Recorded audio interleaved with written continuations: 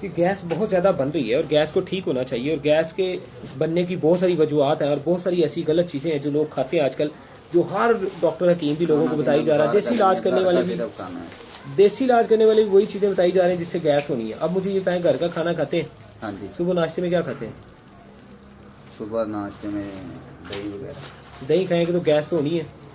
मैदे को हीट चाहिए, हीट चाहिए ना। बंदा कहता ना यार कोई पक्की तो बड़ी जरा को डकार आ जाए काहदे ਲਈ ਉਹਦੇ 'ਚ ਮਿਰਚ ਮਸਾਲੇ ਹੁੰਦੇ ਨੇ, ਪੁਦੀਨਾ, ਸੁੰਡ, ਨਾਰਦਾਨਾ, ਖੱਟੀਆਂ ਮਿੱਠੀਆਂ ਚੀਜ਼ਾਂ ਆਦਮੀ ਉਹ ਬੰਦਾ ਖਾਂਦਾ ਡਕਾਰ ਆ ਜਾਂਦਾ।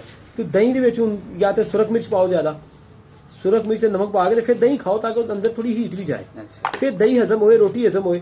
ਦਹੀਂ ਨਾਲ ਰੋਟੀ ਖਾ ਲਈ, ਉੱਤੋਂ ਪਾਣੀ ਪੀ ਲਿਆ ਤੇ ਮੇਦੇ 'ਚ ਹੀਟ ਤੇ ਹੈ ਕੋਈ ਨਹੀਂ, ਨਾ ਕੋਈ ਮਸਾਲਾ ਹਜ਼ਮੇਦਾਰ ਮੇਦੇ 'ਚ, ਤੇ ਉਹਨੇ ਵਿਚਾਰੇ ਨੇ ਗੈਸ ਹੀ ਬਣਾਣੀ।